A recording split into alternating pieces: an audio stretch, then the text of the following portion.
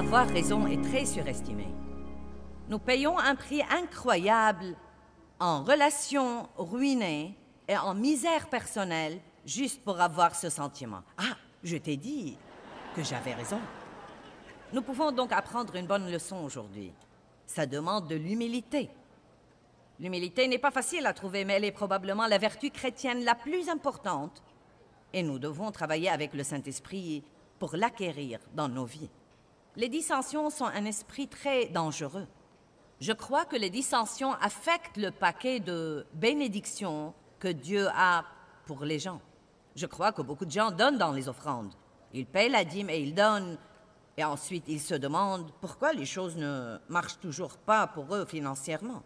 Ils n'ont pas eu la promotion qu'ils voulaient ou l'augmentation à laquelle ils s'attendaient. Chaque fois qu'ils se retournent, quelque chose tombe en panne à la maison et prend tout leur argent. Il y a beaucoup de raisons différentes pour les choses et je n'essaie pas de les mettre dans le même panier. Mais une des choses que j'ai apprises de Dieu est que vous pouvez faire toutes sortes de sacrifices, mais si vous vivez dans une maison pleine de dissensions, vous n'aurez pas la récompense que vous aimeriez avoir pour votre don. Il ne s'agit pas que de donner à la quête. Il ne s'agit pas que de jeter un peu d'argent dans un conteneur d'offrandes qui passe à côté de vous, ou même de faire votre chèque de dîme toutes les semaines. Vous devez apprendre à arroser cette graine de la parole de Dieu et l'arroser d'une vie d'obéissance. La Bible dit quand les gens donnent, certains reçoivent 30, 60 et certains une récompense multipliée par 100. Eh bien, si Dieu est impartial, pourquoi certains ont 30, certains 60 et certains 100? Parce qu'il y a d'autres facteurs impliqués. Et croyez-moi, mes amis, si vous commencez à faire un effort pour travailler avec le Saint-Esprit, pour éloigner les dissensions de votre vie, pour éloigner le non-pardon de votre cœur, pour ne pas vous vexer des offenses, les gens vont vous offenser, mais vous n'êtes pas obligé de vous vexer. Vous n'êtes pas obligé de vous offenser. Ce n'est pas parce que quelqu'un vous donne quelque chose que vous devez le prendre. Si quelqu'un essaye de me donner un serpent, je ne le prendrai pas. Et nous devons regarder l'offense exactement de la même façon. Et vous devez dire encore et encore et encore dans votre cœur, je ne serai pas facilement offensé. Et il va falloir prendre votre responsabilité. N'attendez pas que quelqu'un d'autre fasse ce qu'il faut. Vous devez prendre la décision de faire ce qu'il faut. Je dois prendre la décision de faire ce qu'il faut. Et quand chacun de nous décide de faire ce qu'il faut, je peux vous dire de la parole et d'après mon expérience que quel que soit ce que font les autres, vous serez bénis. Si personne de ceux que vous connaissez ne fait ce qu'il faut, mais que vous faites ce qu'il faut, Dieu trouvera sûrement un moyen pour vous bénir et bénir votre vie. Amen. Je prêche mieux que vous ne réagissez.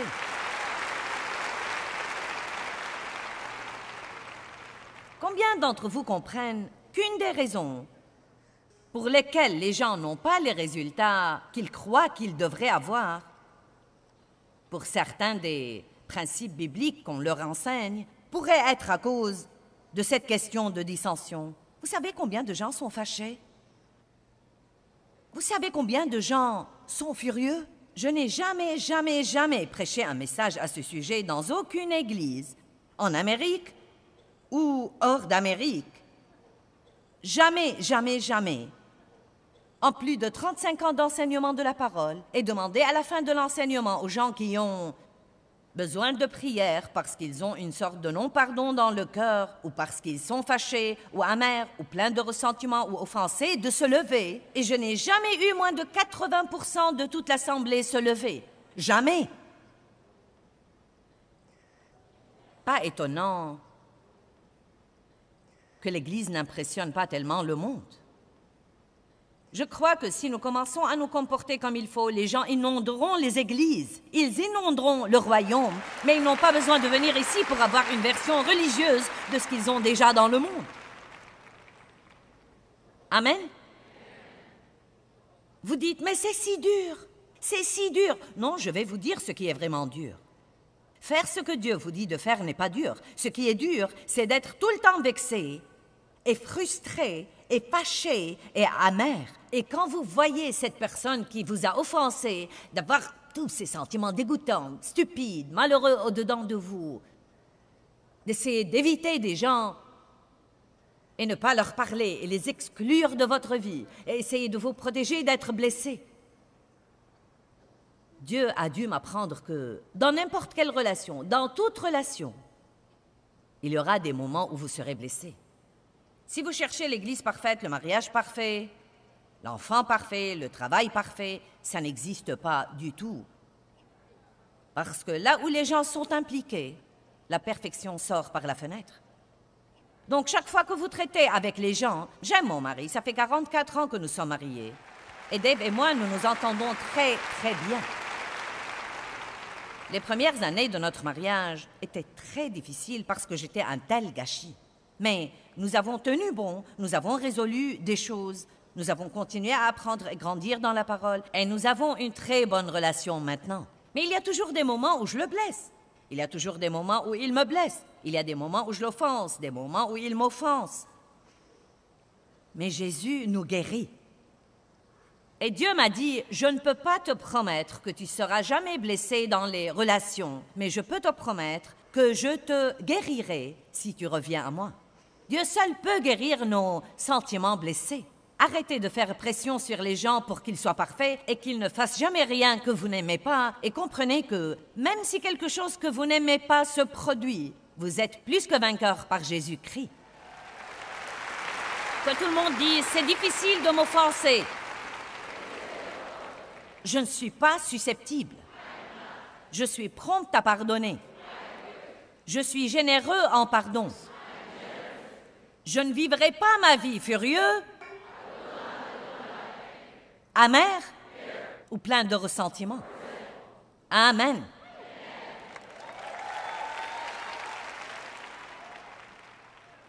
Le diable travaille dur pour essayer d'apporter la division.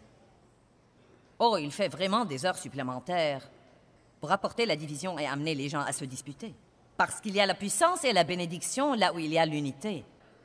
Mais il y a la faiblesse et aucune bénédiction là où il y a les luttes et les disputes et les querelles. En fait, la Bible dit dans Éphésiens 4 que ceci attriste vraiment le Saint-Esprit. Il attriste le Saint-Esprit. Et qui de nous, ayant toute sa raison, voudrait attrister le Saint-Esprit? C'est une mauvaise chose à faire. Le Saint-Esprit, tout d'abord, demeure en nous. Donc, s'il est attristé, nous ressentirons cette tristesse dans nos vies. Je crois que les gens disent parfois qu'ils ont une lourdeur, ils sentent un fardeau. Et vous savez, oui, parfois c'est un fardeau de prière. Parfois c'est une désobéissance à Dieu dont nous devons nous repentir et arranger les choses. Mais beaucoup de fois, c'est quelque chose que nous avons fait et qui a offensé le Saint-Esprit. Nous avons été impolis envers quelqu'un, fâchés contre quelqu'un. Nous avons dit des tas de choses à quelqu'un qui l'ont blessé et nous ne sommes même pas rendus complètement compte de ce que nous avons fait. Nous ne devons pas attrister et offenser le Saint-Esprit. Regardons 1 Corinthiens 1, 9 à 11. Pour vous entendre avec les gens, il va falloir travailler. Ce n'est pas quelque chose qui va arriver juste parce que vous avez prié ou acheté une série de CD d'enseignement de quelqu'un. C'est quelque chose qu'il faut vouloir, le vouloir de tout votre cœur. Et il faut que vous soyez déterminés, comme quoi si quelqu'un peut avoir une vie paisible, vous pouvez avoir une vie paisible. J'ai décidé que si Dieu peut faire quelque chose pour n'importe qui, il peut faire quelque chose pour moi. Amen. Si quelqu'un peut être paisible, je peux être paisible. Si quelqu'un peut ne pas être facilement offensé, je peux ne pas être facilement offensé. 1 Corinthiens 1, 9 à 11. Dieu est fidèle, fiable, digne de confiance et tient toujours ses promesses. Dieu tient parole, n'est-ce pas? Et on peut compter sur lui qui vous a appelé à la communion et à la participation avec son Fils Jésus-Christ, notre Seigneur. Mais, arrêtons-nous là une minute. Donc il dit, écoutez, Dieu est fidèle et il fera tout ce qu'il vous a dit qu'il ferait. Mais, je vous exhorte et je vous prie, frères, au nom de notre Seigneur Jésus-Christ, soyez tous parfaitement d'accord et parfaitement en harmonie. J'aime ça. Il dit, écoutez, Dieu est fidèle, il tiendra ses promesses, mais vous devez vous entendre. Arrangez les petites choses dans votre mariage. Et qu'importe si vous souriez l'un à l'autre et si vous faites comme si tout était bien alors que vous bouillissez à l'intérieur. ne suffit pas de se réunir dans des services d'église et que le pasteur dise « Allez, saluez quelqu'un, le Seigneur soit loué, merci Jésus ». Saluez quelqu'un et dites-lui que vous l'aimez de l'amour du Seigneur. Je ne comprends toujours pas ce que c'est. Oh, je vous aime de l'amour du Seigneur. Alors pourquoi potinez-vous sur moi au petit déjeuner, au déjeuner et au dîner? Si vous m'aimiez, où étiez-vous la semaine dernière quand j'avais besoin qu'on m'emmène en voiture et personne n'est venu me prendre? Si vous m'aimiez de l'amour du Seigneur, pourquoi avez-vous trahi le secret que je vous avais confié et que vous m'aviez promis de garder? Nous devons donc arrêter de jouer ce jeu. Je les appelle des jeux religieux. Et nous devons vraiment apprendre ce que c'est que l'amour. Et nous devons vraiment apprendre comment Dieu veut que nous vivions. Et chacun de nous, oublions ce que font tous les autres. Nous nous embrouillons toujours sur ce point. Eh bien, personne d'autre ne le fait. Eh bien, soyez donc le premier. Soyez le premier, soyez le seul. Parce que celui qui est en fait le plus mûr spirituellement fera d'abord et en premier ce qu'il faut. Vous m'entendez? Dans une relation, celui qui est le plus mûr spirituellement sera le premier à s'excuser et à arranger les choses.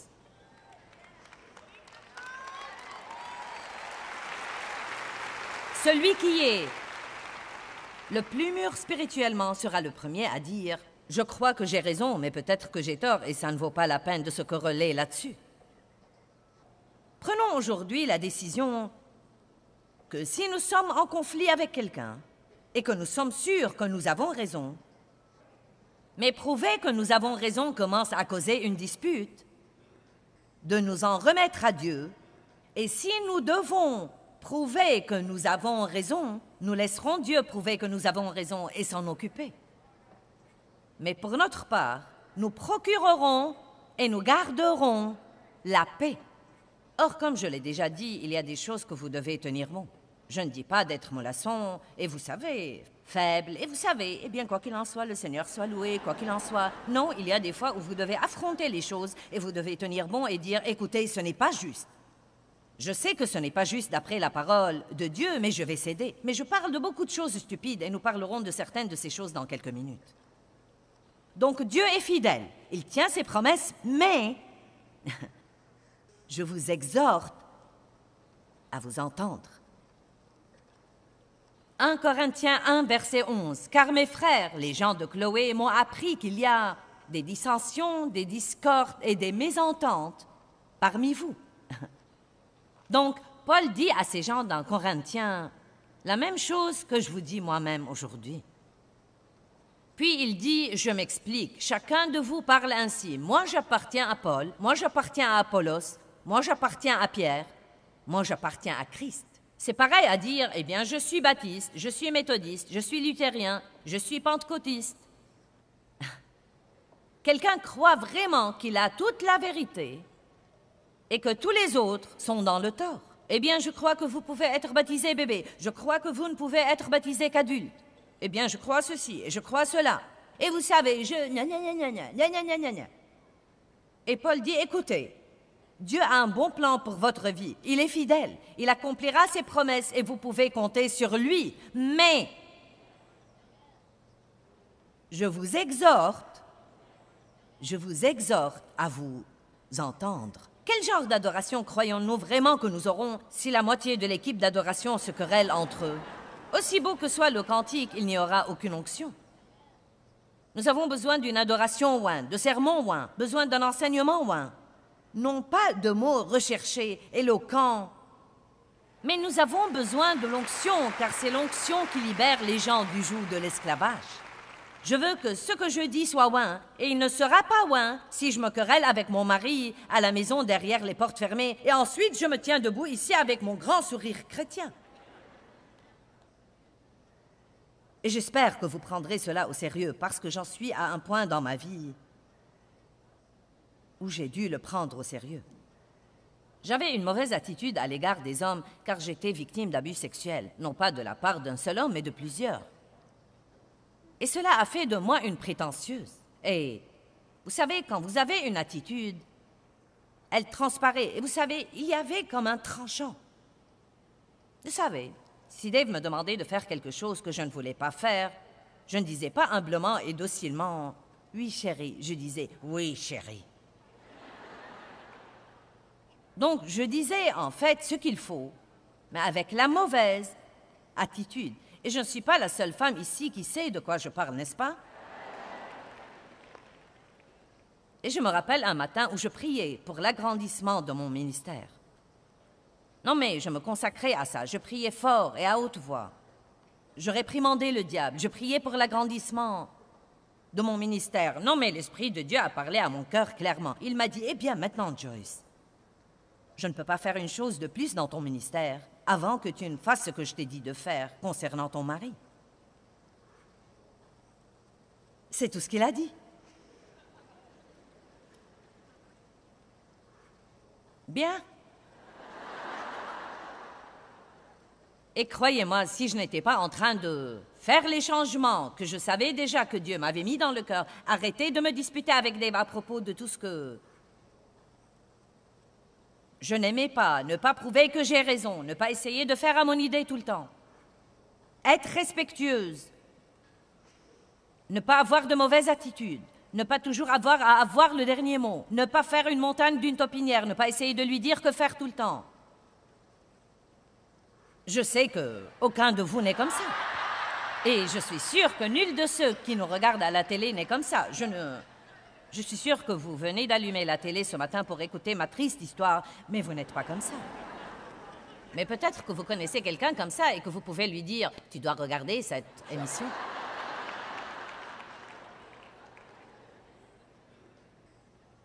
Nous arrêtons nous-mêmes notre croissance et notre promotion parce que nous venons à ces situations dans notre vie qui deviennent des pierres d'achoppement pour nous. Parce que nous venons à cette situation et Dieu nous demande de faire quelque chose qui semble injuste, quelque chose qui semble si dur. Et à ce moment-là, nous regardons l'autre personne et gna gna gna, gna gna gna gna gna gna gna gna gna. Non, mais je me rappelle avoir demandé à Dieu, tu ne lui dis jamais rien. Est-ce que ça doit toujours être moi? Allez. Dieu s'est occupé de moi si dur une fois. Et je priais qu'il s'occupe de mon pauvre mari aussi.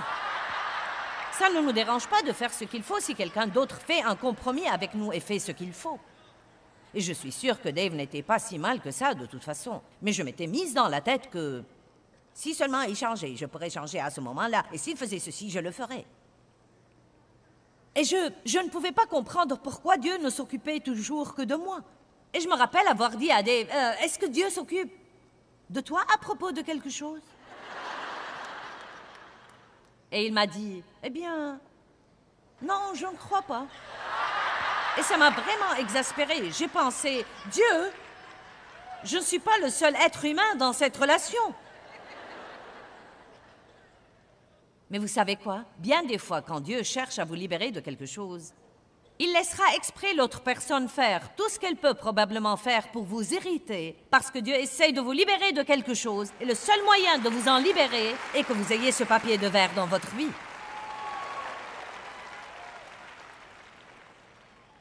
Amen. Et si ce que faisait Dave était réel ou imaginé, ça ne faisait pas de différence pour Dieu à l'époque. Dieu voulait juste que je sois prête à faire ce qu'il me disait de faire, indépendamment de toutes les choses que font tous les autres. Si vous ne comprenez pas cette partie de ce message, vous avez perdu votre temps. Car croyez-moi, je n'ai pas un message à vous envoyer à la maison vous promettant que tous les autres feront ce que vous voudrez qu'ils fassent. En fait, je peux vous promettre qu'ils ne le feront pas. Mais si vous faites ce que Dieu vous demande de faire, et parfois c'est si dur à cause de la fierté, c'est si dur de dire « Je suis désolée ».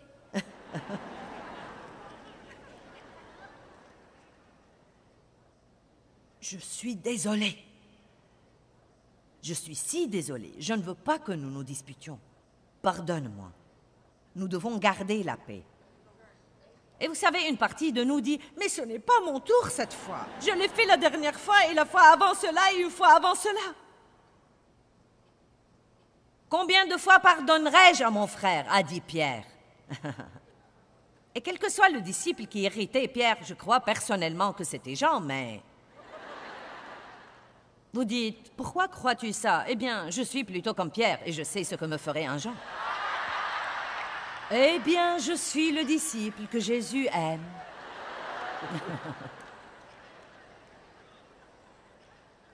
Eh bien, c'est moi qui fais tout le travail par ici. C'est bien beau pour toi de paresser et de faire les yeux doux à Jésus. Je suis ici en première ligne.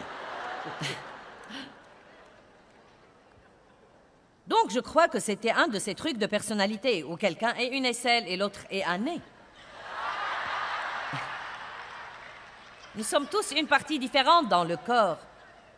Et parfois, vous allez être attaché à une partie avec qui il n'y a pas moyen que vous passiez trop de temps. Amen. Mais continuez à jouer votre rôle et à faire ce qu'il faut. Psaume 133. Vous dites le psaume tout entier? Eh bien, c'est très court, ne paniquez pas.